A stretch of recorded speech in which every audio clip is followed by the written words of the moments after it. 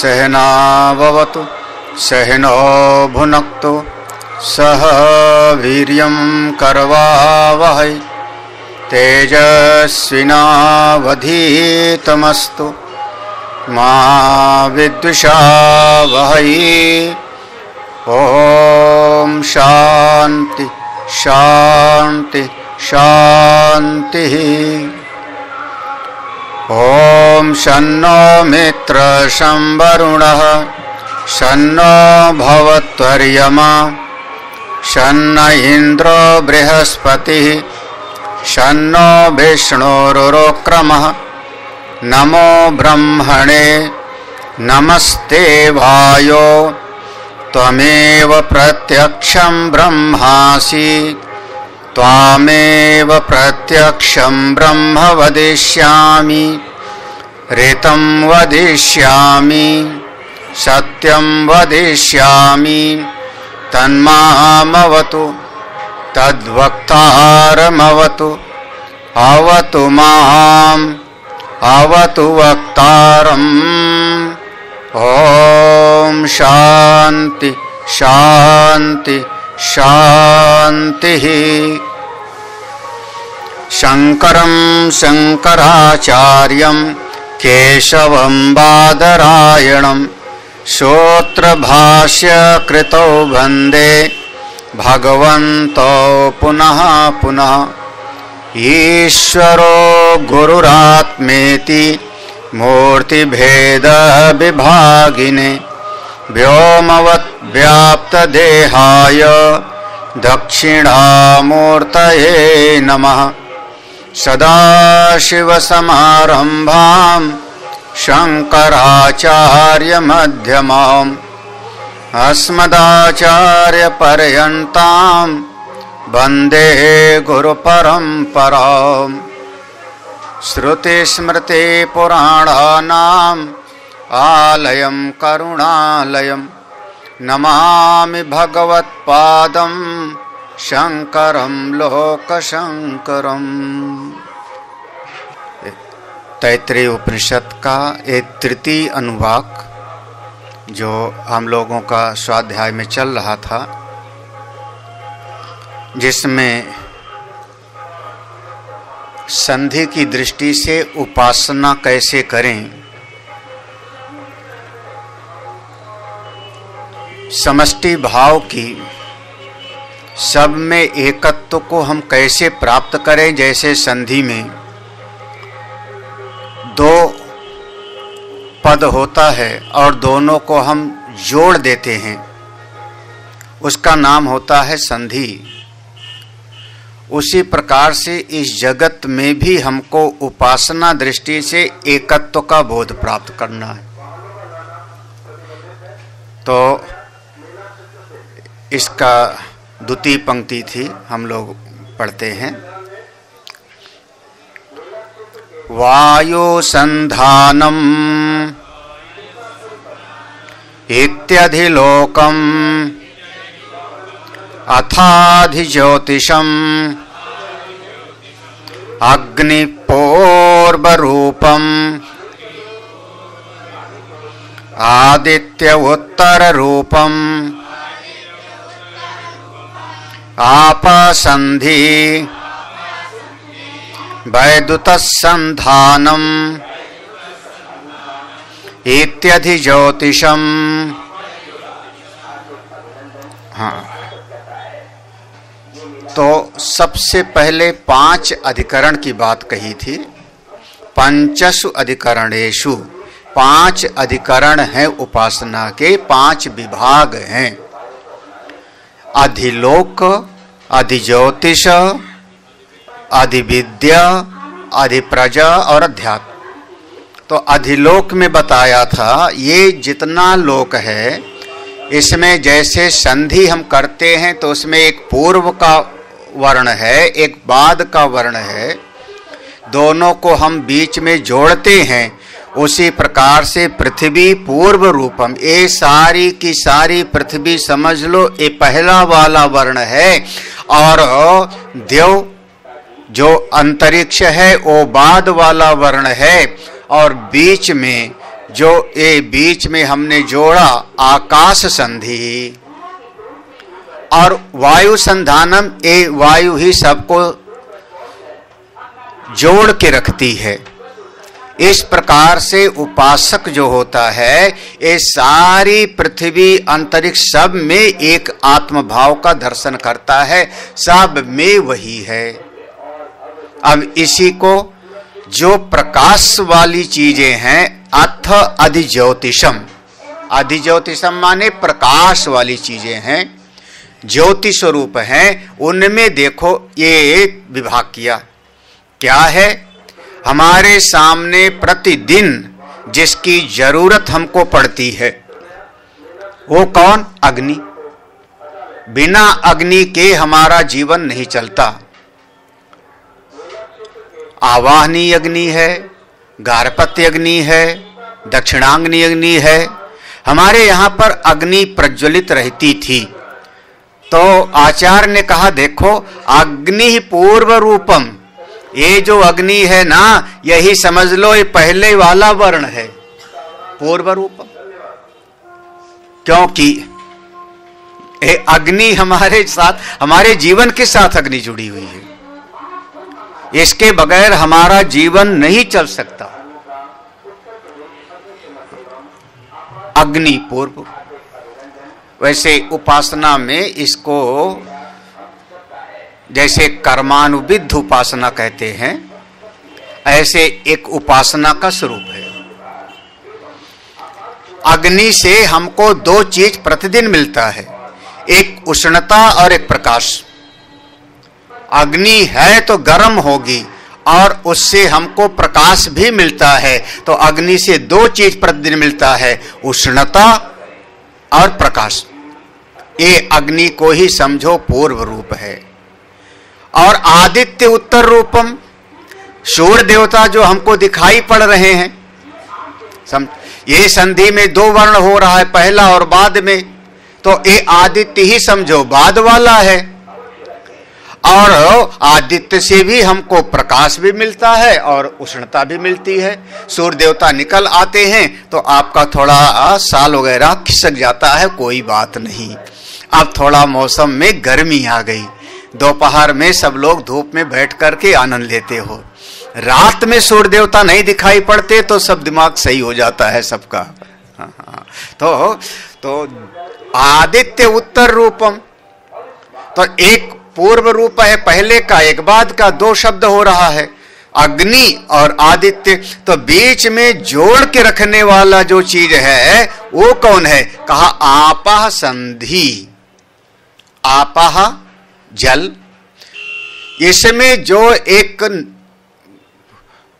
द्रवता है, जो एक इसमें जली तत्व है, वही समझ लो इसका बीच की संधि है। अग्नि कब जलेगी? अग्नि कब जलेगी? जब उसको ऑक्सीजन मिलेगा। हम लोग बचपन में कहते थे चूल्हे में फूंको तो आग जल जाती है, फूंक मारो तो आग जल जाती, ऐसा हम समझते थे। बाद में समझ में आया कि हमारे फूंकने से वो नहीं जल रही है। असल में जब हम फूंक मारते हैं तो अग्नि को थोड़ा ऑक्सीजन ज्यादा मिल गई। अभी विज्ञान है, अग्नि को जहां इतनी सी जल रही थी लौ, उसको ऑक्सीजन मिली और ऑक्सीजन मिल गई तो वो ज्यादा भभक गई। इसीलिए जब कभी किसी को अगर शरीर में आग लग जावे तो उसको कहते हैं पानी मत डालो, क्योंकि पानी में ऑक्सीजन है, पानी में ऑक्सीजन है, हाइड्रोजन और ऑक्सीजन है। और जब पानी डाल के बुझाओगे तो आग बुझेगी नहीं बल्कि समस्या और बढ़ जाएगी। कहते क्या है कि अगर किसी के शरीर को आग लग गई तो उसको कंबल से बुझाओ, कंबल डाल दो। जब कंबल डालोगे तो उसको ऑक्सीजन कम मिलेगी तो अग्नि बुझ जाएगी। लैंप वगैरह होता था, उसके ऊपर हम ऐसे रख देते थे हाथ, ऑक्सीजन जितना था उतना जला, बाकी बंद हो जाता था। तो ये बीच की संधि कौन है? आपः। और एक ऐसी शक्ति है आकाश में जो बहुत तेजी से आवाज करते हुए प्रवाहित होती है, उसको हमने कहा विद्युत। विद्युत वैद्युत संधानम। इसी में आपको ऐसा भाव रखना है, उपासक भाव रखता है। सामने दिखाई पड़ती है मूर्ति और उपासक का भाव होता है भगवान, ये भगवान मेरे हैं। सामने दिखाई पड़ती है फोटो और उपासक कहता है ये गुरु जी हैं, ये पिताजी हैं। भाव की बात है। तो अग्नि पूर्व रूप है, आदित्य बाद का रूप है, जल उसका संधि है, और यह विद्युत जो कड़कती है वही इसका संधान है। विद्युत अगर न चमके, दो ऊपर से बादल टकराते हैं तो बिजली चमकती है, अगर न टकरावे तो जल की बरसात आपको नहीं होवेगी। तो वो एक प्रकार से कैटालिटिक एजेंट का काम करता है। पानी में ढूंढोगे तो नहीं मिलेगा, लेकिन बिजली न चमके तो हमको जल की प्राप्ति नहीं होगी, वो संधान है। ऐसा विचार करो, ऐसी उपासना करो। इति अधिज्योतिषम, ये कौन सी हो गया? अधिज्योतिष उपासना हो गई। दो हो गए, अधिलोक और अधिज्योतिष, प्रकाश वाले की उपासना। तीसरी उपासना का स्वरूप जो अधिकरण बताया विद्या, तो कह रहे हैं अथादि विद्यम आचार्य पूर्व रूपम अन्ते वास्योत्तर रूपम विद्या संधि प्रवचन गुम संधानम इत्यादि विद्यम। अब हम आदि विद्या रूपी अधिकरण का हम बताने जा रहे हैं। इस विद्या की प्राप्ति में कैसी भावना रखनी है, कैसी उपासना करनी है, इसकी बात बताने जा रहे हैं। क्या कहा? अधिविद्यम आचार्य पूर्व रूपम, वही संधि को जोड़ना है। तो आचार्य कौन हो गए? वो पूर्व के हो गए, पहला वाला वर्ण हो गया, आचार्य पूर्व का हो गए। और अंतेवासी, अंतेवासी माने, अंतेवासी माने, अंतेवासी माने एक शब्द कह दो, आश्रम के अंदर रहने वाले, आश्रम के अंदर रहने वाले, उनको हम कहेंगे अंतेवासी। तो आश्रम के अंदर कर्मचारी भी रहता है, गौ की सेवा करने वाला भी रहता है, हमारा भंडारी भी आश्रम के अंदर रहता है, वो भी तो आश्रम के अंदर रहते हैं। तो अगर आप ये परिभाषा कर लोगे अंतेवासी माने कि गुरुदेव के आश्रम के अंतर्गत जो रहता है वो अंतेवासी, तो यहां पर दोष हो जाएगा। दूसरी परिभाषा कर सकते हो, गुरुदेव के अनुशासन के अंतर्गत जो रहता है वो कौन हो गया? अंतेवासी। अब देखो, केवल चार दीवारी के अंदर रहने वाला नहीं, गुरु के अनुशासन के अंतर्गत रहने वाला हुआ वो अंतेवासी। लेकिन अनुशासन तो कर्मचारी को भी मानना पड़ेगा हमारा। जो मंदिर का पुजारी है उसको भी अनुशासन मानना पड़ेगा हमारा। तो जिस टाइम भोजन की घंटी लगेगी जाना पड़ेगा। तो यहां भी एक व्याप्ति दोष हो जाएगा, ये भी नहीं सही होगा। ऐसा अंतेवासी जैसे माना गया कि सुखदेव जी अपनी मां के गर्भ में 12 वर्ष तक रहे, ऐसा अंतेवासी जो पर ब्रह्म की प्राप्ति के लिए, भगवत प्राप्ति के लिए चला है और वो पूरी तरह से अपने जीवन को गुरु के अनुशासन के अधीन किया है, उसका नाम होगा अंतेवासी। लक्ष्य उसका भगवत प्राप्ति है, ना कि रुपया कमाना। लक्ष्य भगवत प्राप्ति है, कर्मचारी नहीं है। कर्मचारी का लक्ष्य जो है अनुशासन मानता है, आश्रम के अंदर रहता है, लेकिन उसका प्रयोजन है धनार्जन। तो अंतेवासी जिसने अपने जीवन का लक्ष्य भगवत प्राप्ति निश्चित किया है, ब्रह्म तत्व की अनुभूति का निश्चय किया है, आत्मनिष्ठा का निश्चय किया है और गुरु के अनुशासन में पूरी तरह से रहता है, उसको हम कहते हैं अंतेवासी। अंतेवासी उत्तर रूपम। अब अच्छा मान लो अगर कोई 70 साल का आदमी हमारे पास आया रिटायर होने के बाद, तो अब भाई 60 साल 70 साल के बाद हमारे पास आए और स्वामी जी अब हम पूरी तरह से भगवान का चिंतन करेंगे, आपके पास रहेंगे, अब हम उसको अंतेवासी कहेंगे कि नहीं? हाँ कहेंगे। लेकिन जितनी शरीर के अंदर सामर्थ्य और बल, बुद्धि के भीतर धारण करने की शक्ति जितना बचपन में होती है, उतना एक आयु के उपरांत नहीं रह जाती। बहुत सारी बातें समझ, इसलिए मैंने अंतेवासी शब्द को कहा। आश्रम की 4 दीवारी में रहने वाला नहीं। हमारा कहने का मतलब है आपको अगर आश्रम में आ जाओ और रहने लगो तो आपको मैं अंतेवासी बोलूं कि नहीं? क्योंकि आयु तो 65 साल हो गई, 70 आयु तो बढ़ गई है ना, लेकिन बुद्धि में अब उतनी धारण शक्ति नहीं है। याद रखना, जितना बचपन में श्लोक याद हो जाता था उतना अब नहीं याद होगा। हाँ अच्छा अब बच्चा है उसको हमने लगा दिया गुरु जी की सेवा करो, लिखा ना तद विद्धि प्रणिपातेन परिप्रश्नेन सेवया, यही कहा ना। तो अब हमने विद्यार्थी को तो लगा दिया कि चलो बेटा 1 बाल्टी पानी लाओ तो गुरु जी स्नान करें। अब बच्चा तो बाल्टी लेके आएगा और 70 साल वाला कहो सुख मंगल। अब बताओ। हाँ तो अब एक जो वहां पर भगवान ने लगाया तद विद्धि प्रणिपातेन परिप्रश्नेन सेवया तो गया ना, सेवया तो गया ना। तो उपनिषद में आएगा जब वो सत्यकाम गुरुजी के आश्रम में गया, सत्यकाम गुरुजी के आश्रम में गया और उसको स्वीकार कर लिया उन्होंने। हरिद्रमुत नाम था शायद, हरिद्रमुत गौतम स्वीकार कर लिया तो उन्होंने 400 बुढ़ी गाय निकाल के उसको दिया। गाय बहुत थी, बढ़िया थी, स्वस्थ थी, लेकिन वृद्ध बीमार 400 गौ उनको निकाल के दिया और कहा लेके जाओ वन में, जब 1000 गायें हो जाएंगी इनसे तब वापस आना, तब तुमको मैं ब्रह्म ज्ञान दूंगा, उसके पहले आना मत। कितनी हो जाएंगी? 1000। और उसके बाद वो बालक गया, वहां जाकर के सेवा करता है गैयों की और उसके बाद वो ब्रह्म विद्या प्राप्त करता है।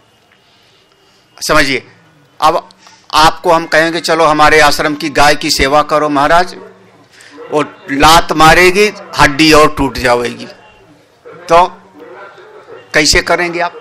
अच्छा, और अगर वो मेरा गुरुकुल का कोई विद्यार्थी गाय लेकर के जंगल में गया और गुरुजी ने कहा था जब तक 1000 गायें नहीं होंगी वापस मत आना, वहीं आप रहना जंगल में, तो वो अंतेवासी कहा जाएगा कि नहीं? क्योंकि वह आश्रम में नहीं रह रहा है, वो गायों को लेकर के जंगल में चला गया है, गायों को खिलाता है, चराता है, पानी पिलाता है और आश्रम में नहीं रहता। अब वो अंतेवासी कहलाएगा कि नहीं? बहुत विचारणीय विषय होता है, बहुत जल्दी निर्णय पर नहीं पहुंचना है। ये ब्रह्म विद्या उपनिषद का मार्ग है।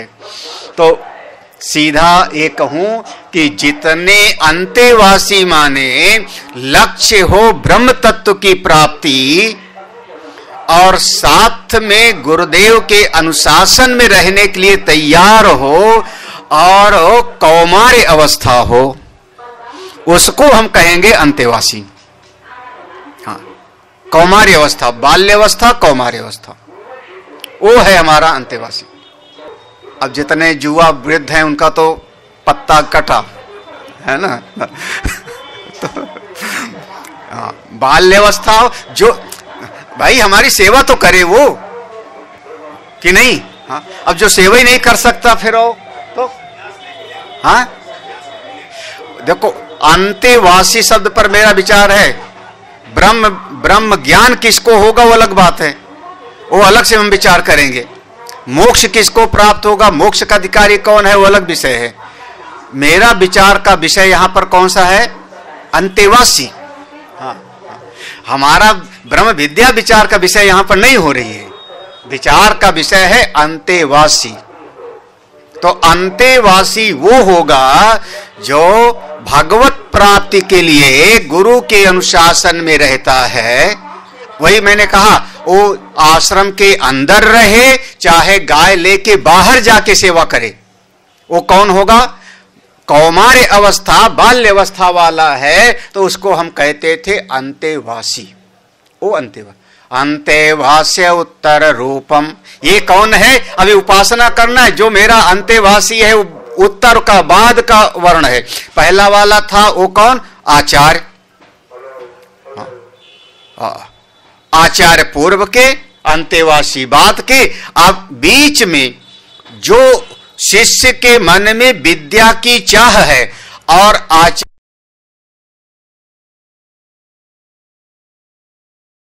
श्री राम शरणं वयं प्रपन्ना, श्री राम शरणं वयं प्रपन्ना, श्री राम शरणं वयं प्रपन्ना, श्री राम शरणं वयं प्रपन्ना, श्री राम शरणं।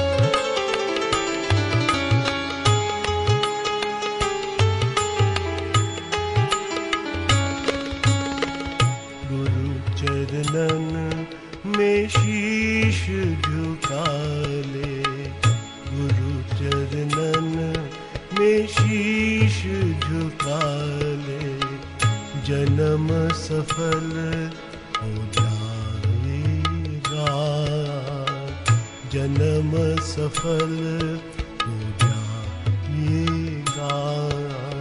गुरु चरणन में शीश झुका ले, गुरु चरणन में शीश झुका ले।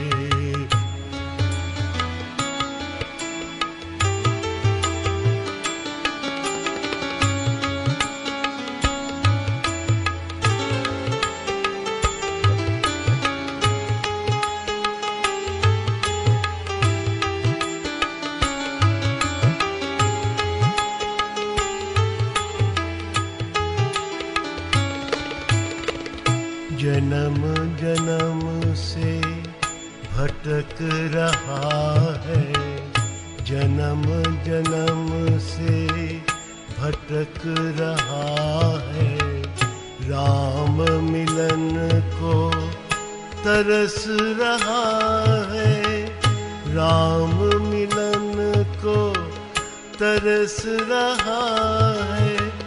कभी कमाई नहीं पुण्य की, करी कमाई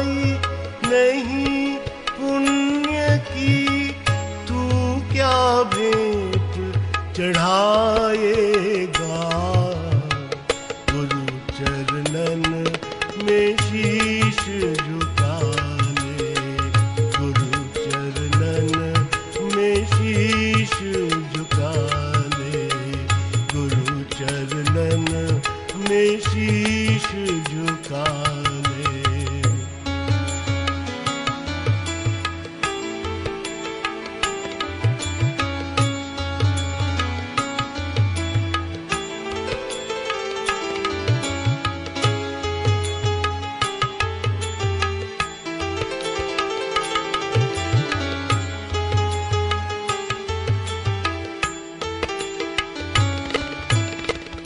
चहुं दिश गहन अंधेरा छाया, चहुं दिश गहन अंधेरा छाया, पग पग भर माती है माया, पग पग भर माती है माया।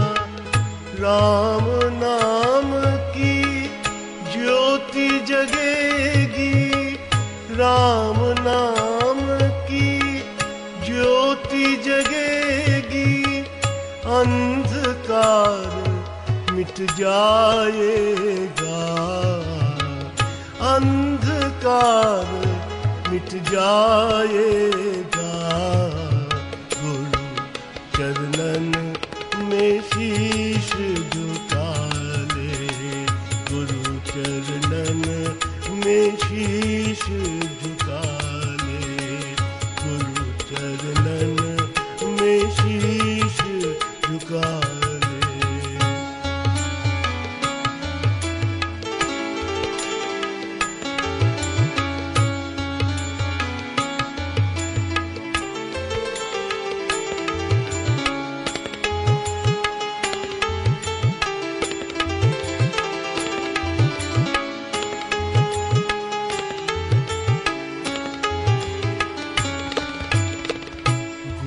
आदेश मान मन मेरे, गुरु आदेश मान मन मेरे, ध्यान जाप चिंतन कर ले रे, ध्यान जाप चिंतन कर ले रे।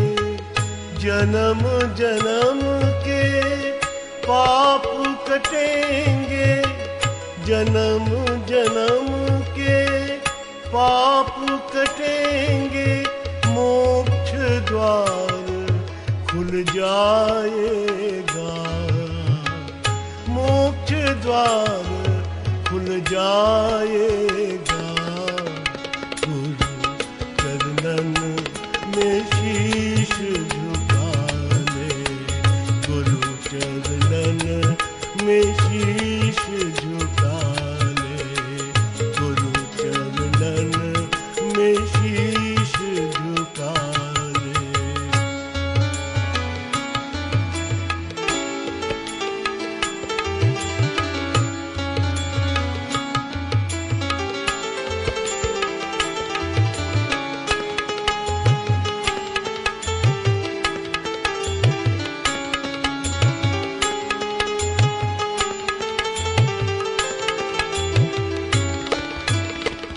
जन्म जन्म से भटक रहा है, जन्म जन्म से भटक रहा है, राम मिलन को तरस रहा है, राम मिलन को तरस रहा है।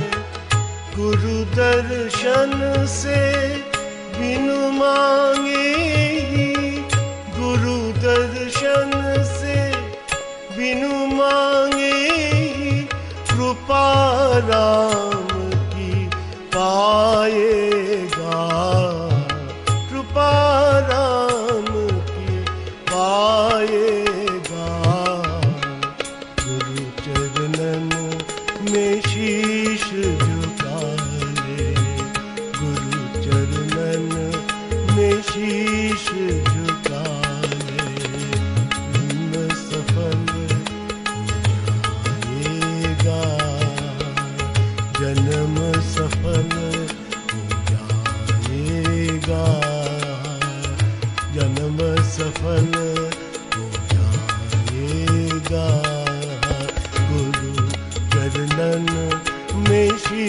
झुका ले, गुरु चरणन में शीश झुका ले, गुरु चरणन में शीश झुका ले।